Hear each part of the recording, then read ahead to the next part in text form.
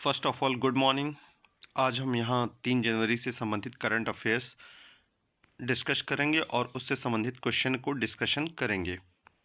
आज की हमारी जो मुख्य खबरें हैं वो कुछ इस तरीके से की हैं। भारत दुनिया की चौथी सबसे बड़ी अर्थव्यवस्था बन गया है। हम पहले की भी क्लास में ये डिस्कशन कर चुके हैं कि इंडिया जो है वो 4th प्लेस पे आ गया है, जापान को पिछाड़कर। डीआरडीओ ने प्रलय मिसाइल का परीक्षण किया, ये काफ़ी इंपॉर्टेंट है और इससे क्वेश्चन एग्जाम में बनेगा ही बनेगा। 8वां वेतन आयोग लागू कर दिया गया है, जो कि गवर्नमेंट एम्प्लॉयज़ के लिए सबसे बड़ी राहत की बात है और इसको 1 जनवरी 2026 से लागू किया गया और इसको लागू करने वाला पहला राज्य जो है वो आसाम हो गया है। स्विट्जरलैंड के कांस मोन्टाना की इसकी रिसॉर्ट्स में भीषण आग लगी है, जिसमें 40 से अधिक लोगों की मृत्यु हो गई है। ये मुख्य बेसिक खबरें थीं। आज का हमारा पहला सवाल है कि भारत ने नॉमिनल जीडीपी के आधार पर किस देश को पीछे छोड़ते हुए दुनिया की चौथी सबसे बड़ी अर्थव्यवस्था बनने का माइलस्टोन हासिल किया है। तो ऐसा करने वाला जो देश को पीछे छोड़ा है वो जापान को पीछे छोड़ा है। भारत ने 4.18 ट्रिलियन डॉलर का अचीवमेंट किया है, जापान को पीछे छोड़कर चौथा स्थान इसने हासिल कर लिया है। आज का हमारा अगला सवाल है कि किस राज्य में दूषित पानी के कारण 2 जनवरी को कई लोगों की मौत हो गई। तो इसका जवाब है एमपी के इंदौर में। एमपी के इंदौर को भारत का सबसे स्वच्छ शहर माना जाता है। यहाँ पर दूषित पानी पीने के कारण कई लोगों की मृत्यु हो गई।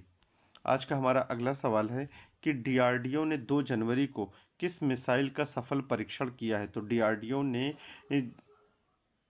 प्रलय मिसाइल का सफल परीक्षण किया है। प्रलय की मारक क्षमता 150 से 500 किमी तक है और डीआरडीओ ने इसको अब्दुल कलाम द्वीप से प्रक्षेपित किया है। ये अर्ध बैलिस्टिक प्रक्षेप वक्र टाइप की मिसाइल है। आज का हमारा अगला सवाल है कि किस टेलीकॉम माइलस्टोन को भारत ने 2025 में पार किया है। इसमें ऑप्शन मिटा हुआ है और इसका जो जवाब होगा वो 100 करोड़ ब्रॉडबैंड सब्सक्राइबर इंडिया ने अचीव कर लिया है 2025 में, जिसे 1 बिलियन ब्रॉडबैंड सब्सक्राइबर भी हम कह सकते हैं। इस माइलस्टोन को इंडिया ने क्रॉस किया है। आज का हमारा अगला सवाल है कि यूनिक फार्मर आईडी किस राज्य में पीएम किसान भुगतान के लिए अनिवार्य हुआ है। तो यूनिक फार्मर आईडी जो है वो राजस्थान राज्य में पीएम किसान भुगतान के लिए अनिवार्य कर दिया गया है। आज का हमारा अगला सवाल है कि 8th पे कमीशन का कार्यान्वयन कब से शुरू हुआ। तो 8th पे कमीशन का कार्यान्वयन 1 जनवरी 2026 से शुरू हुआ है। इसका सही जवाब है। और क्या कहते हैं, ऐसा करने वाला जो पहला राज्य है वो असम है। आसाम आसाम है। आज का हमारा अगला सवाल है कि प्रलय मिसाइल का अनुमानित मारक क्षमता क्या है। तो हम पहले ही पढ़ चुके हैं कि प्रलय मिसाइल की अनुमानित मारक क्षमता 150 से 500 किमी की है। इसे अब्दुल कलाम द्वीप से प्रक्षेपित किया गया है। ये अर्ध बैलिस्टिक प्रक्षेपक वक्र मिसाइल है। आज का हमारा अगला सवाल है कि भारत की अर्थव्यवस्था का नॉमिनल जीडीपी लगभग कितना बताया गया है। तो भारत की अर्थव्यवस्था का नॉमिनल जीडीपी जो है 4.18 ट्रिलियन डॉलर बताया गया है। इसने इंडिया ने जापान को पीछे छोड़कर अपना 4th प्लेस बना लिया है। आज का हमारा अगला सवाल है कि किस देश ने जनवरी 2026 से यूरो जोन में शामिल होकर यूरो मुद्रा अपनाई है। तो बुल्गारिया ने ऐसा किया है। 1 जनवरी 2026 से यूरो जोन में शामिल होकर बुल्गारिया ने यूरो मुद्रा को अपनाया है। आज का हमारा अगला सवाल है डीआरडीओ किस द्वीप से प्रलय मिसाइल का परीक्षण करता है या उसने किया है। तो अब्दुल कलाम आइलैंड से इसने किया है। आज का हमारा अगला सवाल है कि स्विट्जरलैंड के कॉन्स मोन्टाना की इसकी रिसॉर्ट्स में आग किस तारीख को लगी। तो ये 1 जनवरी 2026 की घटना है। यहाँ पर बहुत सारे लोग न्यू ईयर पार्टी सेलिब्रेट कर रहे थे और वहाँ पर आग लगने से करीब 40 से अधिक लोगों की मृत्यु हो गई। आज का हमारा अगला सवाल है कि नेशनल स्पोर्ट्स गवर्नेंस एक्ट के प्रावधान कब से लागू होंगे। तो इसका जो सही जवाब है वो नेशनल स्पोर्ट्स गवर्नेंस एक्ट के प्रावधान जो है वो 1 जनवरी 2026 से लागू होंगे। आज का हमारा अगला सवाल है कि भारतीय वायुसेना के नए वाइस चीफ नियुक्त कौन हुए हैं। तो भारतीय वायुसेना के नए chief vice air marshal Nagesh Kapoor को नियुक्त किया गया है। आज का हमारा अगला सवाल है कि इंडियन ओपन बैडमिंटन टूर्नामेंट 2026 कब आयोजित होने वाला है। तो इसका आयोजन 13 से 18 जनवरी के बीच में होगा और इसको होस्ट करेगा दिल्ली में होगा। हमारा अगला सवाल है कि किस इंडियन रेलवे ट्रेन का हाई स्पीड सर्वो ट्रायल सफल हुआ है। तो इसका जो सही जवाब है वो वंदे भारत स्लीपर का हाई स्पीड सर्वो ट्रायल सफल हुआ है। आज का हमारा अगला सवाल है कि आरबीआई ने बाहरी मुद्रा में कितना लिक्विडिटी इंजेक्शन घोषित किया है।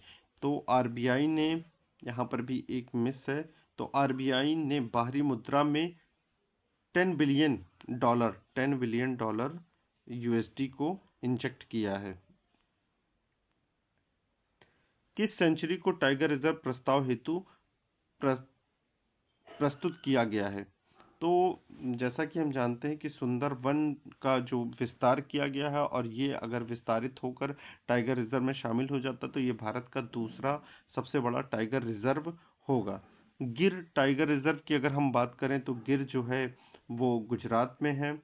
अगर कैमूर वाइल्ड लाइफ सेंचुरी की बात करें तो मध्य प्रदेश में है। बांधवगढ़ की बात करें तो ये भी मध्य प्रदेश में है। आज का हमारा अगला सवाल है कि WHO फार्माकोविजिलेंस में भारत की रैंक क्या बताई गई है। ये काफ़ी इंपॉर्टेंट सवाल है। WHO के अनुसार फार्माकोविजिलेंस में भारत की जो रैंक है वो 8th बताई गई है। आज का हमारा अगला सवाल है कि इंडिया ने किस इकोनॉमी को क्रॉस करके चौथा लार्जेस्ट स्थान हासिल कर दिया। हम पहले भी पढ़ चुके हैं, तो जापान को इसने क्रॉस करके चौथा स्थान हासिल किया है। आज का हमारा अगला सवाल है कि उत्तर प्रदेश में कितनी ई सेवाएं अब उपलब्ध हैं। लेखपाल और यूपीट्रिपलएससी, आरओ, एआरओ, इन सभी एग्जाम के लिए ये इंपॉर्टेंट है। तो 929 सेवाएं जो है ई सेवाएं अब उपलब्ध हैं। ये काफ़ी इंपॉर्टेंट सवाल है। आज का हमारा अगला सवाल है कि यूपी ने किस रिपोर्ट में उल्लेखनीय प्रगति की है। यूपी ने नेस्डा की रिपोर्ट में उल्लेखनीय प्रगति की है। हमारा नेक्स्ट क्वेश्चन है कि प्रयागराज माघ मेला 2026 किस तारीख के आसपास शुरू होने वाला है। तो इसकी जो तारीख है वो 3 जनवरी है। काफ़ी इंपॉर्टेंट सवाल है। प्रयाग माघ मेला का आयोजन किस मास में होता है। तो प्रयाग माघ मेला का आयोजन माघ मास में होता है। आज का हमारा अगला सवाल है उत्तर प्रदेश से ही संबंधित। 3 जनवरी 2026 को भारत में लेबर कोड के तहत किस श्रमिक वर्ग के लिए न्यूनतम वेतन की गारंटी का प्रस्ताव है। तो ये जो किया गया है वो गिग और प्लेटफॉर्म वर्कर्स के लिए किया गया है। आज का हमारा अगला सवाल है कि उत्तर प्रदेश सरकार ने 2035 तक किस लक्ष्य को प्राप्त करने की योजना बनाई है। तो उन्होंने 100% ट्रीटमेंट वेस्ट वाटर रीयूज की परियोजना बनाई है। आज का हमारा अगला सवाल है कि साइबर अपराध जागरूकता के लिए यूपी पुलिस द्वारा बनाई गई शॉर्ट फिल्म में मुख्य अभिनेता कौन है। तो पंकज त्रिपाठी जी इसके मुख्य अभिनेता नहीं हैं। इसके जो मुख्य अभिनेता है वो नाना पाटेकर हैं। यहाँ गलत पिक लग गई है। आज का हमारा अगला सवाल है कि उत्तर प्रदेश दिवस यूपी डे 2026 कब मनाया जाएगा। तो हम जैसा कि जानते हैं 24 जनवरी को उत्तर प्रदेश दिवस मनाया जाता है। तो 24 जनवरी से 26 जनवरी के बीच में मनाया जाएगा। आज का हमारा अगला सवाल है उत्तर प्रदेश में वर्तमान में कुल कितनी ई सेवाएं उपलब्ध हैं। तो ये हम पहले भी डिस्कस कर चुके हैं। 929 ई सेवाएं उपलब्ध हैं। ठीक है, काफ़ी इंपॉर्टेंट क्वेश्चन है। हमारा आज का सेकंड लास्ट क्वेश्चन है कि स्विट्जरलैंड आग की जांच किस कारण के लिए प्राथमिक तौर पर की जा रही थी। कि वहाँ पे आग क्यों लगी। तो आतिशबाजी के कारण ऐसा हुआ था। फायरोटेक्निक्स के कारण वहाँ पर आग लगी थी। चर्च था। जीएसटी से संबंधित किस वस्तु के लिए नई दरों का प्रस्ताव 2 जनवरी 2026 को चर्चा में आया? तो तंबाकू और सिगरेट के लिए आया। इस तरीके से हमारी 10 मिनट में 30 प्रश्न वाली क्लास का समापन होता है।